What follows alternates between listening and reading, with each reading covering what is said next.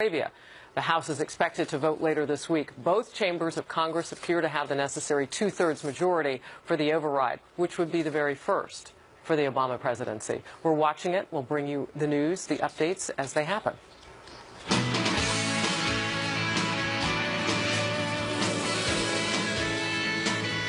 This is Outnumbered. I'm Sandra Smith. Here today, you just saw her, Harris Faulkner. She's here, host of Kennedy on Fox Business. That's Kennedy. Radio talk show host Meghan McCain is here, and today's #OneLuckyGuy. The editor-in-chief and managing editor of the Wall Street Journal, Jerry Baker, is here, and he is outnumbered. Welcome to the couch, sir. It's good to have you for the first time. Thank you very much for having me. It's a pleasure. I'm making my debut, so thank you, yes. Yay. Where are your expectations? You're a big fan of the show, I must assume. Very high expectations. I've seen so many men come on this show and be treated so well with and to struggle so much with so much surrounded by all this intelligence and elegance and everything else. So I'm terrified. Let me just tell you, you're off to a very good start. I'm terrified. It only gets worse from here. Oh boy! All right, well, let's start on that note with the race for the White House. Both candidates touting their performance in their first debate as they ramp up their attacks on each other. Donald Trump reviving his nickname for Hillary after stops today in Chicago and yesterday in the battleground state of Florida. Almost every single poll had us winning the debate against crooked Hillary Clinton. Big league, big league. But I watched her and she was stuck in the past. For 90 minutes, on issue after issue, Hillary Clinton defended the terrible status quo, while I laid out our plan, all of us together, to bring jobs, security, and prosperity back to the American people. The only thing she succeeded at is helping her donors and covering up her crimes. Meantime, Hillary Clinton is in New Hampshire today, appearing to take a victory lap, as she tore into Trump for saying it would be smart if he didn't pay any taxes. Listen. Did anybody see that debate last night?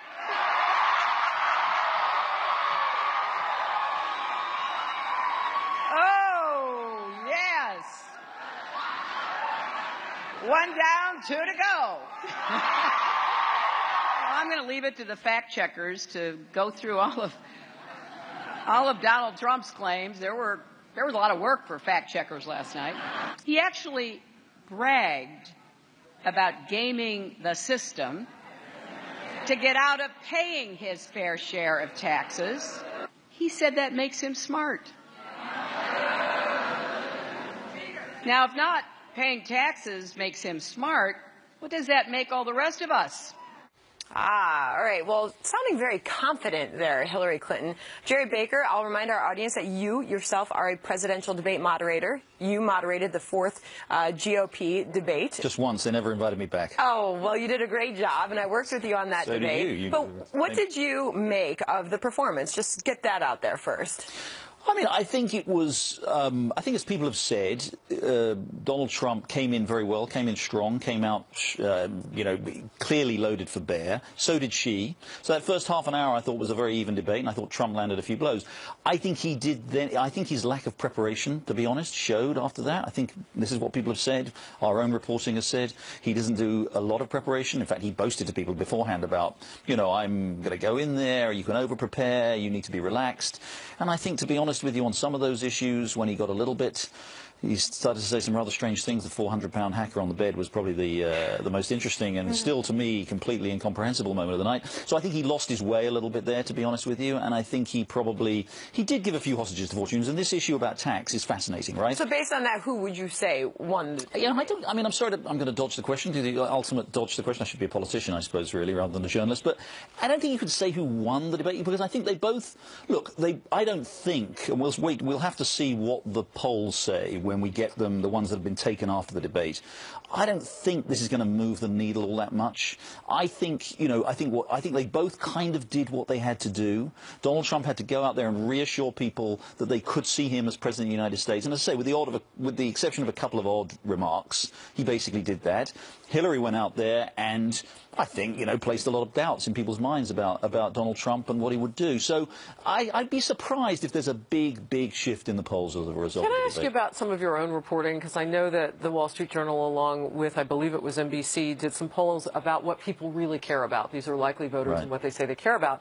And one thing that really stuck out, I mean, they spent an inordinate amount of time talking about Donald Trump's taxes, but in your own reporting, it only amounted to about 6% of what people say is their biggest concern about him, or even their biggest concern overall. I think that's right. Now, again, she tried to make a big deal out of it. The question is, you're absolutely right. That's what our poll said. It was negligible. People weren't concerned about the issue of his taxes. So why even go there? Because so the question. This is going to be an interesting question. And again, we were reporting on this today. Do people look? Nobody likes the IRS. Okay, nobody likes having to pay taxes. Well, you got me there. Everybody tries to pay as little tax as they can, right? Within the law. That's called, you know, legitimate tax avoidance, and that's fine. Everybody gets that. I love that phrase. We're using it. Legitimate tax avoidance as opposed to tax evasion, which is illegal. But so you know, that's a legitimate thing to do. People reduce your taxes as much as you can. The question is whether or not people will feel that someone with Donald Trump's wealth has an obligation to. I mean, if it turns out, and we still don't really know this. I mean, we know that in several years, as Hillary pointed out in the debate, several years where in the past he didn't pay any federal taxes. If it turns out that the reason he's not disclosing his tax returns is that he hasn't paid any federal taxes in recent years, how does that work? Do people say, good for him, I wouldn't want to pay taxes either? Or do they say, he earned hundreds of millions of dollars a year and he's not paying any taxes? And by the way, he's complaining about the state of infrastructure and the state of the roads and, you know, the treatment of our veterans and all of that. Again, I genuinely don't know. I think he believes, and some of his people believe, you know, yeah, people are going to say, this is what business does. This is what a good business person does. They find a way to pay as little tax as possible. They, you know, make sure that they're spending their money and investing their money on things. And he did use that line a couple of times, Kennedy. Yeah, but I think Jerry makes a better case than Donald Trump did the other night, which, you know, he said that's smart, but I think this is where he kind of fell flat. He has to say why it's smart. Make the case. He has to follow up on that logical chain, you know, and as she's trying to point out this double standard, that would have been a perfect moment for him to pivot. And I'm sure he's watching the tape from the debate. I'm sure he's analyzing and seeing how he could do things differently. But that would have been a perfect moment for him to say, oh, really? A double standard? You mean like the one with you and your email server and the FBI and the Department of Justice? Right. The one that no other American citizen would have been afforded because anyone else, especially our brave men and women in uniform, if they had committed the same acts, they'd be in prison? That was an amazing moment, wasn't it, Megan, where he was given the opportunity to then talk about her emails, but he brought it back then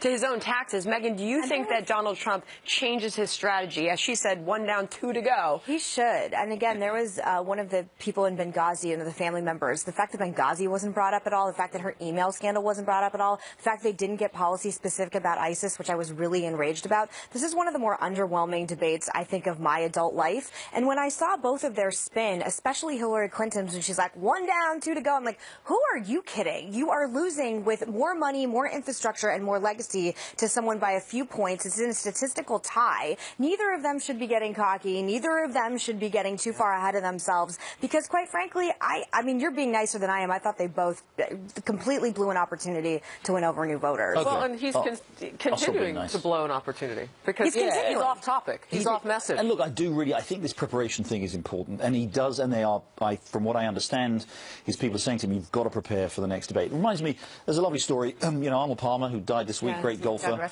He was once asked by an interviewer, a rather sort of cheeky interviewer, who said, you know, you're a great golfer and you win a lot of tournaments, but doesn't a lot of it really come down, the difference between winning and losing, a lot of it comes down to luck? And Arnold Palmer paused and said, yeah, you know, you're right. And he said, you know what? The harder I practice, the luckier I get. And, you know, that's such an important lesson. We all know that. If you can't go into things unprepared. And as good as you are on your feet, and Trump clearly is, and as good as he's been at building his business and communicating in the way that he does with, you know, just basically winging it. You can't go into an hour and a half in front of 90 million people without having properly prepared. Because exactly as Megyn says, he missed those opportunities. Because unfortunately the moderator didn't ask the questions, and that's another question. He could have guessed that. But he should have had, because he did not. They should have been able to talk about immigration. He should have been talking about the Clinton Foundation. About her health, the Clinton Foundation. That was another one of those issues, though, in the Wall Street Journal poll that people said that they weren't particularly caring about. But I would say this again.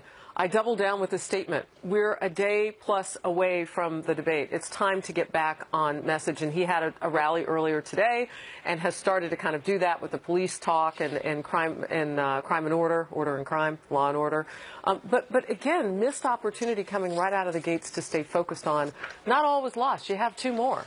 Yeah, no, I think his narrative about the debate has sort of changed a bit. If you remember on the night, he was asked how it went. He said, great. And he was asked about the moderator, and he said, I thought he was great. And then he tweeted yesterday morning, actually, the moderator didn't ask fair questions, and my microphone wasn't working properly. So the story did seem to change a little bit as he seemed, obviously, to absorb some of the criticism that he took. But I agree with you. They've got to get back on track.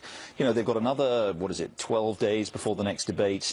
He's got to get back to the issues. Look, for Trump, it's pretty simple, actually, and the lesson of the last few weeks, when he's closed the gap in the polls, is very clear. The more he talks about change, the desire the country has for change, and the economy, the better he does. If he gets sidetracked into birtherism or, some of these other issues, people start to think, what is this guy talking about? Sidetracked with unsatisfactory answers. Right. All right. Well, we've got more to get to. The FBI director on the hot seat on Capitol Hill for a second day, getting grilled about why Hillary Clinton's former chief of staff, Cheryl Mills, and 4 others were granted immunity in the email probe. What, if anything, is being kept from voters? And you are looking live at First Lady Michelle Obama. She is right now campaigning for Hillary Clinton in Philadelphia as the Democratic nominee leans on the first couple to help her win the White House. Will it work? And after the show, you can join our live chat by clicking the Overtime tab at foxnews.com/outnumbered or go to facebook.com/outnumberedfnc. And, of course, you can tweet us. We will see you there after the show. Tweet us questions for Jerry Baker, editor-in-chief of the Wall Street Journal. It is day 2 for FBI Director James Comey taking questions on Capitol Hill about the investigation into Hillary Clinton's emails. He testified before a Senate committee yesterday on why immunity was granted to her former chief of staff, Cheryl Mills, along with several other people. He said it has to do with speeding up the investigation and that it's typical for how they do things. But today, the House Judiciary Committee is taking a deeper look at that. Doesn't it concern you as an investigator that your chiefs in the Justice Department decided to become an immunity-producing machine for many people who would have been very key witnesses should there have been a prosecution? I don't think of it that way. It doesn't strike me there was a lot of immunity issued in this case. There seems to be different strokes for different folks on this, and that's what Americans are concerned about. I don't think your answers are satisfactory at all, Mr. Comey. I do have a great deal of respect for you, but I think that there's a heavy hand coming from someplace else. And then we're watching this, too. The House is expected to vote this week on a resolution holding former Clinton IT aide Brian Pagliano in contempt of Congress for failing to show up at a hearing on the emails. Let's bring in Chief Intelligence Correspondent Catherine Herridge now with more. Hey, Catherine. Well, thank you, Harris. In many ways, the hearing today was a turning point. For a couple of months now, privately, we've been hearing from Republicans that they have deep concerns about the integrity of the investigation, the FBI director's leadership, and whether there were, in fact, special rules for Clinton and her team. And today, that spilled out into the open. We, as Congress and the American people, are troubled how such gross negligence is not punished, and why there seems to be a different standard for the politically well-connected, particularly if your name is Clinton. The focus today largely was on the 5 individuals who received limited immunity deals from the Justice Department as part of the FBI investigation into Hillary Clinton's email practices. One is a former State Department employee who silenced critics within the department who questioned her email practices. Two are IT specialists, including one who destroyed records, and two others were Clinton aides. There was a special focus this morning on Clinton's former chief of staff, Cheryl Mills, and what we learned today is that her immunity agreement was much broader than originally reported and extended to the destruction of records. Isn't there a double standard that when you granted immunity to these 5 individuals, you took them out of the reach of prosecution for crimes committed related to destruction of documents or withholding or other crimes pursuant to congressional subpoenas? I don't think anybody was given transactional immunity. Oh, really? Democrats, without exception, tried to help FBI Director Comey make the case that this was all about politics. I think that the mud that is being thrown from the other side of this table here continually only because of the ongoing presidential election, in the case in which the FBI decided there was nothing to prosecute, it's over. And we all know nobody would be even talking about it if Hillary Clinton weren't a presidential candidate. This is pure political maneuvering. You can call us wrong, but don't call us weasels. We are not weasels. We are honest people, and we did this in that way. Whether you disagree or agree with the result, this was done the way you would want it to be done. We've been covering the email case here at Fox News for the better part of a year and a half. And coming out of the hearing today, there were a couple of instances of new information which makes it hard not to come to the conclusion that FBI investigators essentially turned a blind eye to this information because two of the individuals who got these immunity deals did lie to FBI investigators in the course of their inquiry, Harris. Catherine Herridge, I'm taking notes on what you just said on that new info. Thank you very much. We appreciate it. We'll get that in on the conversation. So, and that was where I was going to start. I know you've got a little dog at home called Whiskey. And he's not little. He's not. He's about I know that when he's a 70-pound puppy. When they run around and they kind of try to figure out how the world works, they kind of chase their tails. And some of the criticism for Republicans has been that they haven't gotten anywhere with this. Yeah. But now there's new information again coming out of this, and consistently there has been. Listen, just listening to Catherine Herridge's reporting there, you're extremely uneasy with what is going on, and that, quite frankly, it hasn't hurt Hillary Clinton that much. And I know that you are constantly asking your readers and your subscribers, what are the most important issues in this election? Why is it, Jerry Baker, that this is not at the top of voters' lists when deciding whether or not to vote for Hillary Clinton as president? Why has this not hurt her more? Obviously, her trustworthiness numbers, this does show up. I think it has hurt. I think that's the answer, Sandra. I think it has hurt. It is a core reason why she has the highest numbers for untrustworthiness that we've seen certainly for a Democratic nominee. She's why she's disliked. It's why she's distrusted. This pattern of behavior that people see of someone who dissembles, who covers up, who appears to never be straight and honest, I think that's been an important role. Now, I think that said, I think there is also a sense, I think she almost benefits from kind of scandal fatigue, because people have been hearing about this stuff for 25 years, going back to Whitewater, and right the way through the Clinton administration, the Bill Clinton administration, right the way through some of the stuff she did, certainly when she was Secretary of State. And it's like, what's new? I kind of know this. I know what's new about this. What are you telling me that's new about? And I think a lot of people have made up their minds and they don't trust her.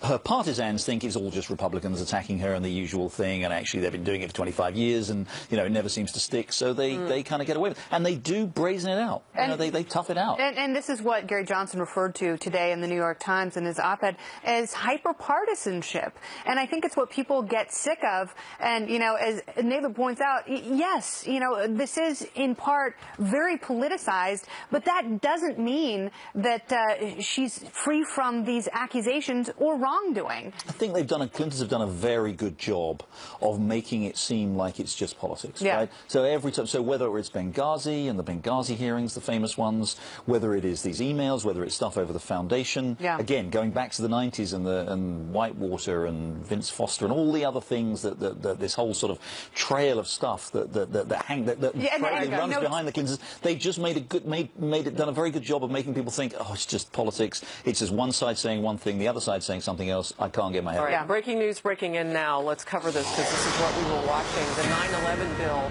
Would the Senate vote to override the president? Did they have the votes to do it? And what we're watching right now is a live event on the floor there on Capitol Hill. They do have the votes to override the presidential veto. Now, remember, the House will take this up later this week. Should this continue to play out like this, though, this is history making. And Jerry, I'm really glad you're on the couch, because I know that you at the Wall Street Journal have been watching very closely what's unfolding here. It's more than just the fact that these 9/11 families have not been able, according to the president, should not be able to sue countries like Saudi Arabia or other suspected participants money-wise in terror at the very least. But it is the perception that the government doesn't have our backs. That's very true, Harris, and I think it is a historic moment. I think this is the first presidential veto override that we're seeing. Obama. The Senate's going to do it. We'll see if the House presumably has the votes. It looks like it should do, which tells you a couple of things, by the way. First of all, remember that Republicans only have a simple majority in both the House and the Senate, not the 2/3 that's necessary to override a veto. So a significant number of Democrats are breaking party ranks, breaking with the president to override this. So that's a very important and historic event, and by the way, something that is bipartisan, which we don't often get in this country. And secondly, yeah, exactly as you say, Harris, this is, and the reason they're doing that is that people feel disgusted, really, that for a long time, first of all, the information about Saudi Arabia's role, or the role of Saudi Arabian citizens in the attacks of 9/11 was kept secret. There was, and by the way, there is still stuff that's redacted. Those in 28 pages still didn't tell us everything. Exactly, but a lot of it was kept secret for a very long time. More of it has come out, and the more we know, the more legal liability there does seem to be, and it's perfectly reasonable for people to be able to go out and sue them. Megan, as we have been talking about this for weeks on the couch, as we've gotten to this point now where the president voted against this, he vetoed that bill, and then now the override by the Senate, the House comes later this week. For those just joining us, that's what's playing out on the screen.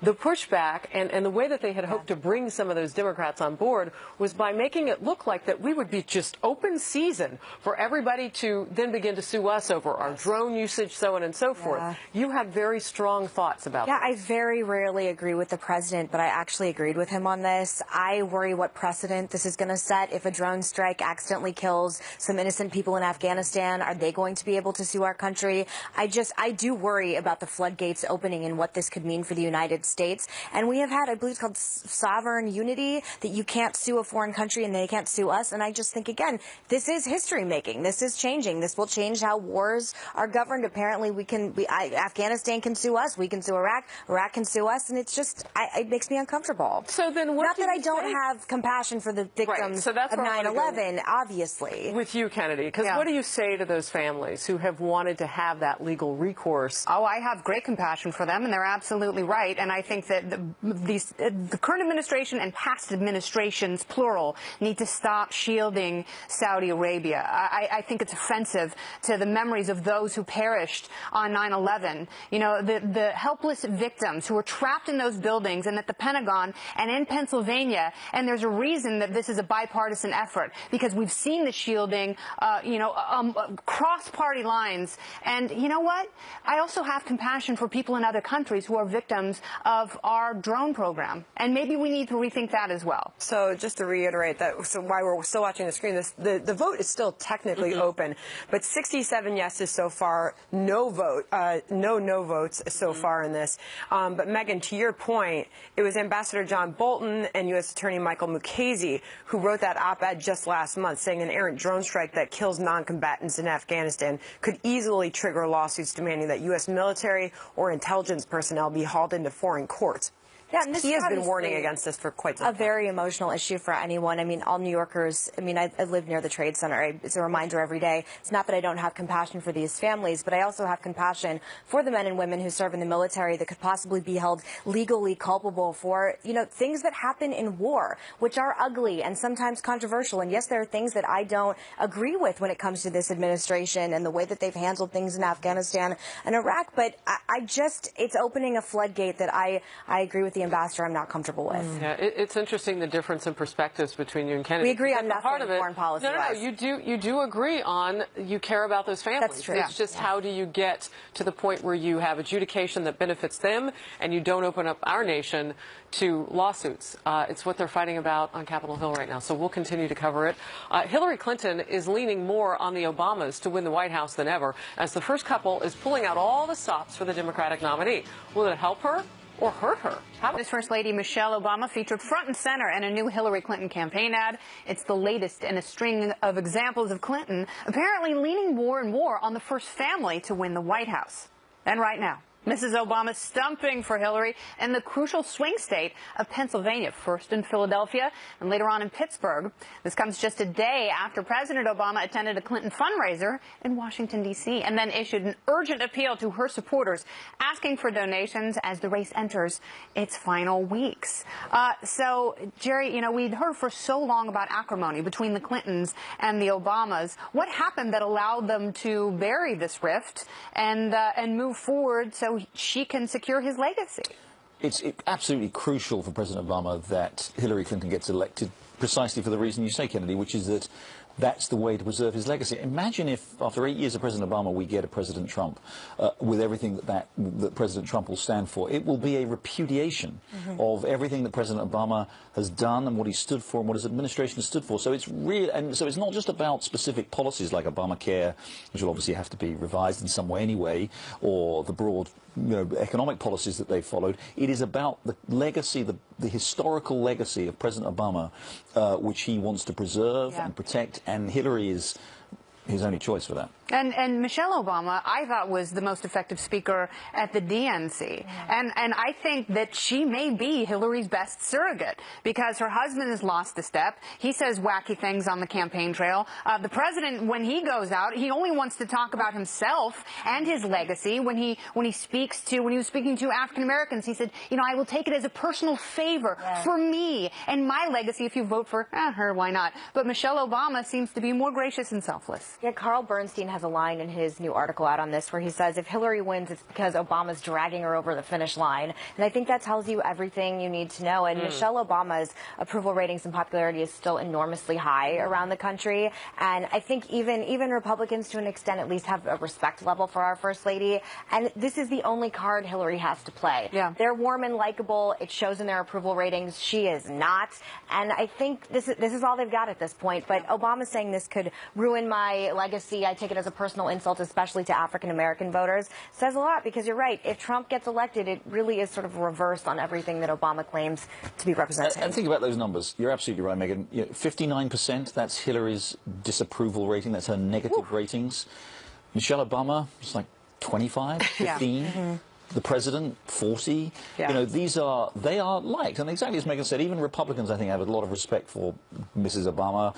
And actually for the First Family, whatever they think of their policies, they think they're a good, decent family. So to have them out there, in contrast to that, let's be honest, somewhat less appealing. Is there any downside here, Sandra? Well, it reminded me of the Colin Powell email leak and of all the wonderful things that we learned about Hillary Clinton, her thoughts on the Obamas there. So when you watch all this and you watch Michelle Obama, as authentic and genuine as she looks, it does stay in the back of your mind that rift is still there, and this is not all good and nice between the two families. So I don't know if the American voter looks at that and can really take that to heart, knowing the things that they have continued to say about each other. Yeah, and I think people distinguish between Michelle Obama, how they respect her, and Hillary Clinton, and frankly the views they have of her. I don't think it makes people think, oh yeah, if Michelle Obama likes her, then I must too. There's even a distinguishing element between Michelle Obama and Barack Obama with regard to this. Remember, he pulled her onto the trail too. Yeah, very much. He needed her too. Yeah. And she was kind of they used to call her the secret weapon kind of behind the scenes politically, obviously not. And she's come a long way, because if you remember in the 2008 campaign, there was that moment, a couple of moments, most famously and notoriously, when she said her husband's election was the first time she'd ever felt proud to be an American. That was a very, very damaging and very ill-thought-out thing to say. She's dramatically. You know, she's worked on her branding, dramatically improved, and she's been able to do that across 2 terms for her husband without making any sort of policy. So she can kind of do that. She can go on the cover of this and the cover of that and talk about mom and momhood and all. Yeah, you're absolutely right. She has all the visibility with a lot less politics tied in with that. So, which I would think on the campaign trail, you saw the scrum of reporters and photographers. They're not asking her policy questions about Hillary Clinton. And in fact, isn't it interesting that at the debate the other night, did we count how many times Obamacare came up? Did we need one for that? It was 0. Did we need 2? Yeah, I don't need one finger. Yeah, and there was that very touching moment at the weekend too, and this again is why Michelle Obama wins people's hearts with George W. Bush. I mean, that was an incredibly powerful moment. Reminded people that there is a bipartisanship and that she's a warm, decent, good human being. People like that. So if that brings some of that to Hillary, she also sees what George W. Bush has done in retirement, and that fills her with great optimism that she soon will be on a ranch painting portraits. All right. Well, as the candidates increasingly focus on crime and police tactics. Growing concerns about our safety as the presidential candidates grapple over crime numbers and controversies with police tactics. The FBI just released new crime statistics showing the number of murders nationwide jumped by nearly 11% last year, particularly in some of our nation's largest cities. Violent crime overall increased about 4% in that same time period, with higher numbers of rapes, robberies, and aggravated assaults. We do note this: there was a drop in property crime, burglaries, and larcenies. But the White House is downplaying all the stats, saying Americans are actually safer now. Since President Obama took office in 2009, the violent crime rate in the United States has fallen 15%. And the violent crime rate in the United States is near historic lows. The country is safer under President Obama than it has been under previous presidents, as measured by the violent crime rate. But the president believes there's more that we can and should do. Jerry, what do you think about this? I mean, are we at the point where we're focused on the right issues here? Yeah, very much. I mean, look, violent crime in particular, has been declining in this country, thankfully, for 25 years. I mean, we're in New York City. You can tell from my accent, I'm not from here. I came from England, but I've lived in this country. I would have guessed Jersey. Thank you very much. But I've lived in this country for more than 20 years. I was here in the late 1980s. Crime was rampant in New York. There were something like 2,000 murders in New York City in the late 1980s a year.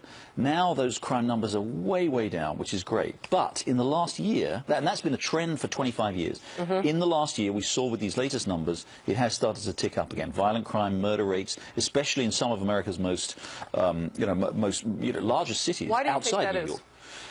There are a number of explanations. I do think that policing has become more conservative as a result of some of the stuff that we've seen in the last 2 years. I just think there has been, you had an end to stop and frisk in New York City. You have had a lot of this Black Lives Matter, anti-police protests. I think that has made police forces more cautious about going in. Maybe they've reduced some of those problems that they've had. They're talking about de-escalating. Changing policies for de-escalation. The crime rate in Chicago is just Chicago's out of control. And by the way, it's not in, this is the tragedy, it's not in the wealthy, the affluent. It doesn't matter. It's affecting them just as much. It is in, I know you're from, it's in the poor African American, Hispanic communities, and they are the ones who are really suffering here. I just got back from Chicago yesterday, and it's all anybody's talking about. And we're Chicago. Murders are up 16% last year.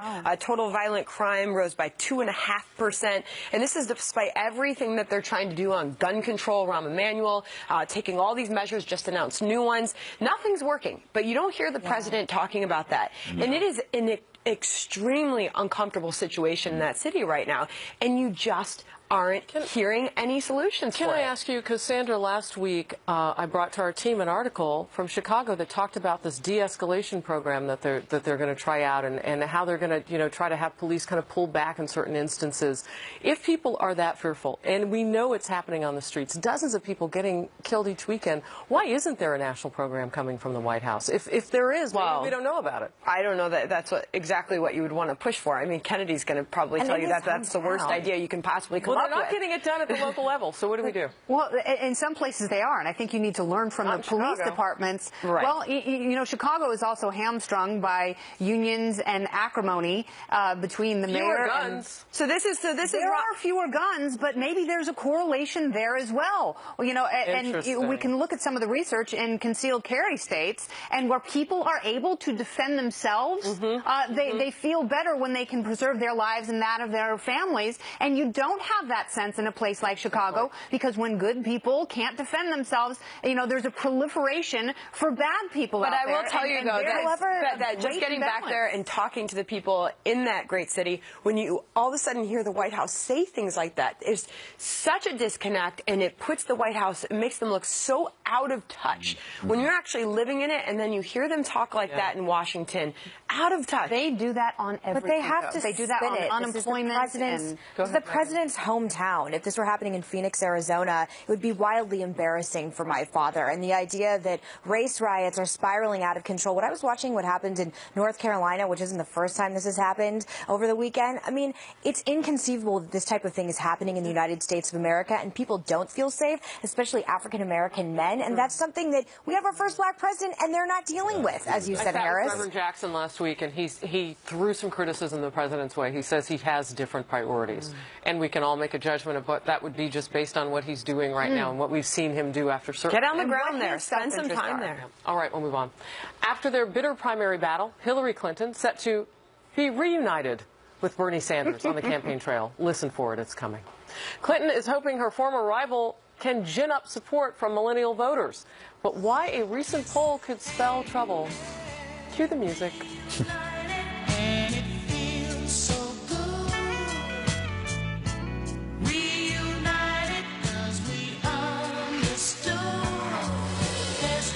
Second hour of Happening Now. Hey, John. Hey, Sandra. In that next hour, the Affordable Care Act, it's turning into a money pit for many Americans. Health insurance premiums rising nationwide. So is there any alternative?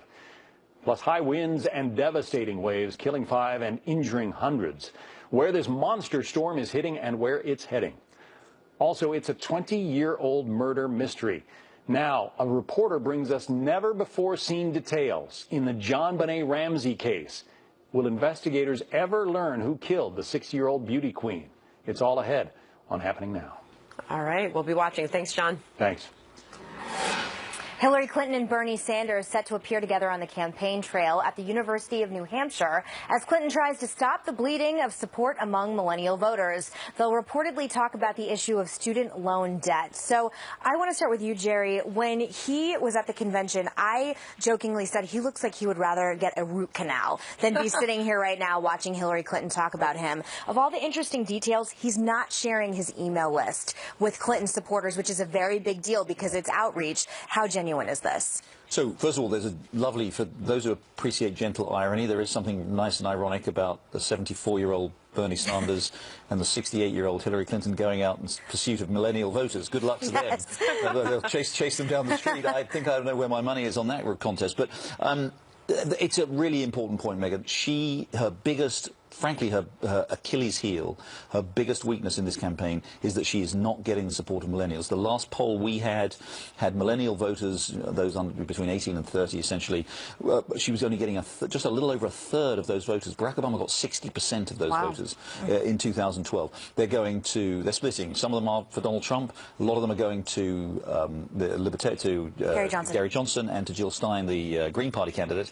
She desperately needs those. Of course, Bernie Sanders got those supporters in droves during the primary, so she needs him, as you say, he's not sharing his email list, but she at least needs him to be out there urging his supporters, and those younger voters love Bernie Sanders, urging those supporters to go and transfer their support to Hillary Clinton. So far, they just haven't sealed the deal, and that is the biggest weakness that she has in her entire campaign. Yeah, I would say it's very important that he get that information out, that he's not sharing everything with her. Because, I mean, can you imagine being a Bernie Sanders supporter and what we saw on the convention floor? And all that fervor and all that emotion was about a man who bucked the establishment. And now he's carrying its purse. Yeah, and you know what? This is a group of people that are fiercely independent. They are politically agnostic, and they don't want to be told who to vote for. And his supporters, only 43% of them trust Hillary Clinton. That's a very low number, and I don't think this is going to do much to endear them to him, which is what he's trying to do. He's trying to solidify his own legacy, and after the debate, it just makes Gary Johnson and Jill Stein more attractive anti-establishment candidates to this generation. But Megan, let me flip the question onto you. How important is global warming to millennials? It came up in the debate the other night. Hillary Clinton said Donald Trump thinks it's a farce, or I don't know the exact word that she used, and he said, I certainly do not, but they have pushed him on that in the past, saying that he's not a believer in global warming. But apparently Bernie Sanders said the other day he's going to hit hard on tuition and draw a stark contrast between Trump and Hillary Clinton on global warming for millennials. Yeah, statistically, I know global warming doesn't even hit the top 10 with Americans and what their priorities are, and you can.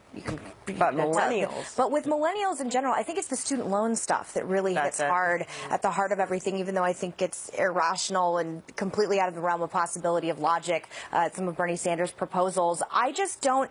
I think if I were a Bernie Sanders supporter and I knew that he wasn't sharing his email list, that signifies a lot. I'll go out, I'll stump for you because I need to do it for the good of the party because I hate Trump more. But I'm not going to share all my core supporters and send out emails on behalf of you to millions of friends. Maybe should start every speech with that line so that people know. Otherwise, I think they'll lose faith. Maybe Bernie Sanders won't share the email list with Hillary because he figures she'll delete all the emails. and he'll never get them back when he wants to run again when he's 78. So. It's very valuable in campaigns. It's one of the most valuable things you can have. Anyway, all right, more Outnumbered in just a minute.